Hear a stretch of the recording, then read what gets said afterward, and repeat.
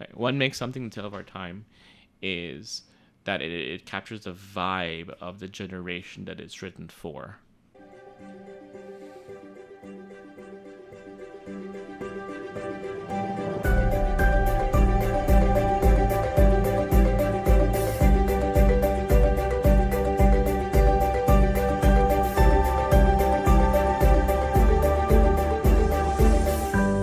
Hello, everyone, and welcome to Tales of Our Times. This is a show where we discuss the stories that move us, what makes them so meaningful, and why others could or should find meaning in them as well. This is not a spoiler-free show, so bear that in mind as you continue to listen. We tackle books, movies, comics, and more. Where there's a story, there's a reason to read. I'm your host, Amanda Stevens. I'm joined by today's guest, Shamir Munoz. Is that how you say it? Yeah. No, that when you say it like that means that's not how you say it. That is how you say it. The last name is just like Munoz. Munoz. Yeah. By Shamir Munoz. Better. I'm trying. I do my best. So, but I meant to ask you before. So I'll leave it in. Everyone can know. We all grow. And sometimes we stumble. How are you today, Shamir? I am good. I just had coffee here so I'm ready to expound on things. Oh, good. The coffee really helps. Yeah, yes, It it gets does. your train of thought started. It's like off to the races right now. Yeah, I have mine right here. So I'm right there with you. Is there anything you want to say to introduce yourself? Well, my name is Shamir Munoz. I'm originally from Belize. I've been in Taiwan for a bit now, and I enjoy reading stories of our time. Mm-hmm. Do you mostly read? Do you read paperbacks? Yes, but I read it on my Kindle. Oh, Just okay. It's easier to take it on the go. It's always fun and interesting for me to find somebody who does make the time to be able to still read. I don't know. It sounds stupid to call it old fashioned, the old fashioned way, but it kind of is. I think it also has to do if you have free time, because I know some people want to multitask, so the audiobooks are better for them. Yeah. But I have a long commute in the morning, so I have nothing else to do. You're the best of us, the ones who read on their commute. So what story have you brought for us today? Today, I would like to talk about one of the books in a series of unfortunate events, specifically book 2, The Reptile Room. And I hope that hearing the name of that series evoked the same reaction in our audience like it did for me. Because when I heard you wanted to talk about that series, I was hit with nostalgia for the smell of an elementary school library, looking for the next book, trying to figure out what's going to be the problem this time. And where are they? Who's the new family member? I know. How's it going to go south? Yeah, and especially because I read them at the school library as well, but the school library that I read them in didn't have all the books. So actually, I started on book 4. That is the experience, though, because I think I was able to read them, but they were so popular that they were not always available in the one that you wanted to read. So I think I read... Maybe it was the 4th one. I remember I read the hospital one before I read the boarding school one. Oh my God. I started with the boarding school, the Austere Academy. Yeah. The Austere Academy. Oh my God. So I remember there were definitely times when I was trying to fill in what? They're talking about something, but that must be in the book I'm missing. I don't know where it is. We'll just keep going. It's fine. Funny story. I read, because our library had the Austere Academy up to the horrible hospital. And I read up to that, and then there were none else because they were just being written at the time. That's true. Yeah, you had to wait. But my friend got me The Bad Beginning for my birthday one year. Oh my God, yes. And it was I can see where it all started. Yeah, you're oh my God, finally, all the answers Why are they to my unlucky? questions. And how did it come to this? And instead of answers, I just got more questions. It answered very little. Yeah. But yeah, at least did. you know how we got here. Mm-hmm. So, since this is a series, I think instead of just asking to give a summary for the whole series, because in total I think it's 13 books. Yes. This is one of the longest series that we've ever talked about on this show. I'm going to give an overview of just kind of the situation in the books. Sure. And then I'll ask you to give a summary for The Reptile Room, if that's okay with you. Yeah, that sounds fine. So The Series of Unfortunate Events by Lemony Snicket is a series that follows a family? A trio of siblings. Yeah. The reason the question mark is there because family is a big theme, but it's also problematic. So it follows these 3 siblings. The oldest one is Violet, and she is an inventor. The middle one is Klaus, and he is a reader. And the last one is Sunny, and she is literally a baby at the start of this series, and she's very good at biting. Spoiler alert, later she becomes good at cooking. So these children are called the Baudelaires. And at the very beginning of the book, the first unfortunate event is that their house burns down and their parents die. And they theoretically will inherit a large fortune. But because they're all children at that time, I think Violet, the oldest one, is around 14 or 15 at the start, they have to go live with their uncle. And his name is Count Olaf. Mm-hmm. And Count Olaf is a scheming man who wants to steal their money from them, and he does not really care what he has to do to get that. So at the very beginning, in the first book, he tries to marry Violet to get it. That doesn't work, so the children get shipped off to another family member. But Count Olaf continues to follow them around the world, I guess, as they live with various different family members. And in each book, he has a different scheme to probably kill the family member who is taking care of the children currently and to gain the fortune from them by deceptive means. And it just kind of gets more and more insane and more and more insidious as it goes on, as he continues to try and steal the fortune from these children who have to keep outsmarting him and who are always struggling to convince the adults around them that there is a serious problem. I agree. Yeah, that's pretty much a series. As the series progresses, it evolves into like more of a instead of episodic being a more serialized thing where there's an ongoing story and ongoing mysteries that are being solved, and the story builds, the characters deepen, they grow, and it's a really, really good series for anyone who wants to start off like a series like that grows with you, especially for kids, because as you're reading them, you are growing as well. Now, the book you wanted to talk about today is The Reptile Room, which is the second book in the series. Yes, it's early on. Yeah. Would you mind giving us a short summary for what happens in that book? Sure. Spoilers ahead for anyone who's paying major spoilers. Major spoilers. It starts off with the kids finishing their unfortunate episode with Count Olaf, and so they're shipped off to their next kind of relative who is down the line, and that is Dr. Montgomery. And he is, unlike Count Olaf, is a very different person. He's very nice, and he is a herpetologist. He has a giant room.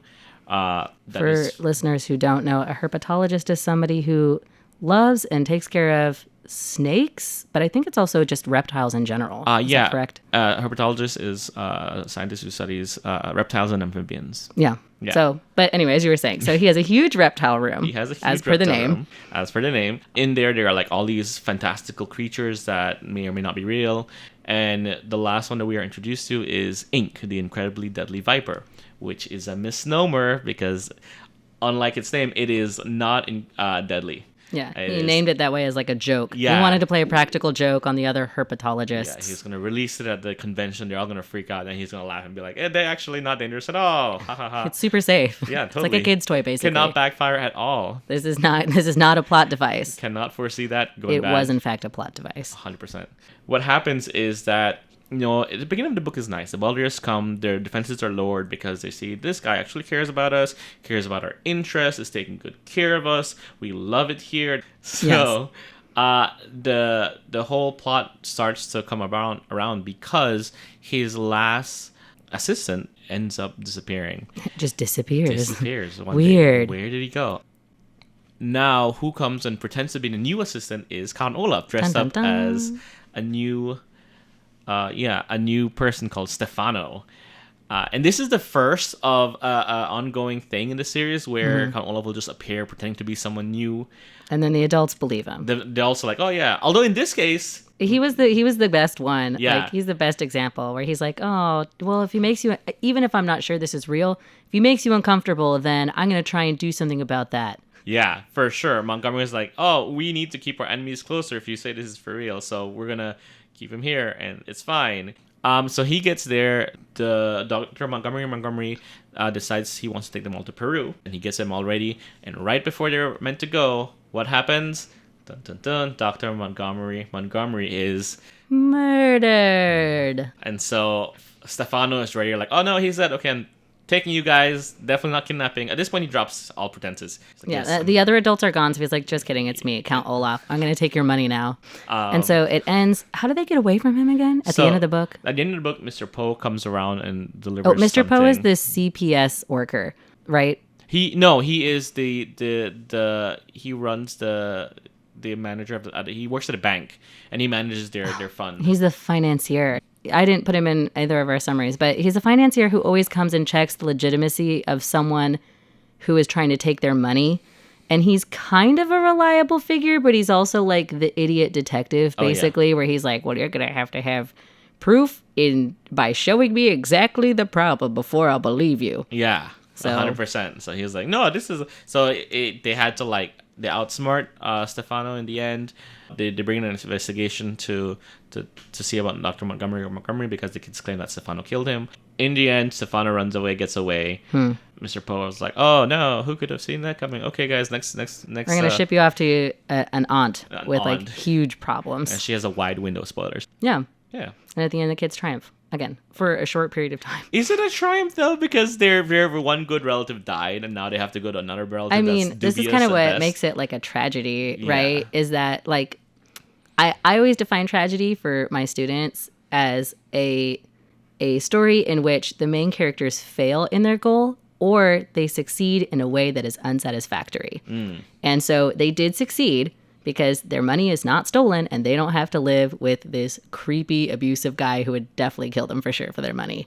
But they lose the best chance at a good life that they get in this entire series. It is very much like... It's a downer. It's a downer from here. It's a fun downer. It's just a weird thing, but that's kind of the vibe of these series. So I actually think we already talked about your first experience with these books. Yeah. At the beginning. This is a weird episode where that's actually already happened. So I would like to ask you, why did you find this book so meaningful? I guess we'll start with this book. And then for the next one, we can go into the series. Yeah, sure. That's okay with you. So why did you find this book personally so meaningful? I think at the time, I really liked the idea of having all these animals just running about. Like now, to this date, I do have my actual reptile room full of frogs and snakes and all kind of like creepy crawlies. So this was like very, what is it? Like formative. That's why this is very formative for you to see like, oh my God, people could just do that. Yeah, I can have a giant, incredibly deadly viper of my own. Do you have an incredibly deadly viper? Well, it's not a viper, but yes. Nice. So I think a lot of it is that, because like I said, I read it out of order. And so I read the Austere Academy and then, the Rat's Elevator and all that, those junk Miserable Mill. So like all this time you had like all these other guardians who were just like awful. And now here you have a wonderful guardian. Oh, because I've just realized you didn't know that any of them were good. No, I didn't. Oh, no. That's what made it extra sad for you. Yeah, because I knew the ending. I knew that they would go on to get other bad guardians. So now I was like, what happened? What? Please tell me he survives. Maybe he gets kidnapped or something. But no. Oh, my God. That's sad. I now see why you're like, this is not a good story. No. Oh, my God. That makes it so sad to have like known the ending ahead of time. Yeah. So where did he go? Is he all right? Does he actually make it to Peru? He doesn't. He doesn't make it out of his house, dude. He's stuck. To be fair, though, the book itself referenced that in like the first chapter when he said no harm will come to the Baudelaires in the Reptile Room, and then the author in the book was like, he was right, no harm would come to the Baudelaires in the Reptile Room. Yeah, but something terrible would befall Monty before the end of the week. And I'm like, okay, well, thanks for spoiling it for me, Lemony Snicket. Yeah, that's kind of his style. He has a very unique style, which I think is really formative for a lot of kids reading it, talking about them as like kids literature, and the way that he unrepentantly breaks the fourth wall constantly. He introduces you to that concept in the first book and then just continues with like a hammer. And he does spend a lot of time in the books expertly applying what is that? Reverse psychology. Expertly applying reverse psychology. So why do you think that this book or this series, because at this point we talked about the book, and we've kind of accidentally expanded into the series in general. My bad. No, it's okay. Why do you think that others should care about this book or this series? And what do you think makes these a tale of our time, like worthy of that moniker? I think a really good reason to read this book is because of the different themes that it brings across and the different things that it tells you about how it links it back to our real life. Because most of the time we go into books as a sort of escapism to see whatever is happening over there. And no one wants to escape to a sad thing like this is. But also, as you read through the series, you get to know, and as the Baudelaires get to know, that nothing is ever black and white. It's always shades of gray. Everything is a mixed bag. Sometimes bad people do good things and good people do bad things. And all of that is something you kind of grow with in the book. But also, as Lemony Snicket himself said in the last book, the whole series isn't just like a nicely constructed little story that has a beginning and ending. He started in the middle. The Baudelaires' lives existed before the fire, and they existed after the end of the series. Yeah. Like, this is a snapshot of a very bad period in their life, but ultimately it is hopeful. It's not their very bad life. Yeah. It's a very bad period. And good things can happen to them, bad things we don't know, but that's fine because they keep living. Yeah. You know, life keeps going. You know, and it is nice like that. I think it really gives us an insight into ourselves. Yeah. It's a really lovely framing device for those difficult periods that we have to go through. It's a surprisingly hopeful theme for a book that like frames its entire existence around being dark and depressing. Yeah. Well, we are out of time, but before we go, I need to ask you one more thing. If you could give The Reptile Room a one-line subtitle of your own making, what would that be? Sometimes things aren't what they seem to be. Yeah, it really encapsulates, I mean, the series too, but especially that book where like that's the entire lesson. Where it's like, this is what it's going to be from now on. I'm going to keep you on your toes for the whole series. Yeah. This is now the pattern we're going to follow. Well, thank you for joining me, Shamir. Yeah, thanks for having me. This has been like a lovely trip down memory lane for me. Yeah. This entire series. Well, and also thanks to all of you for listening today. I hope that you did enjoy learning about a series of unfortunate events, and especially The Reptile Room by Lemony Snicket here on Radio Taiwan International. This has been Tales of Our Time with my guest, Shamir Munoz. You got it. Yes. We can all grow. So thanks for listening to The Reptile Room. Things are not always as they seem. Exactly. A tale of our time.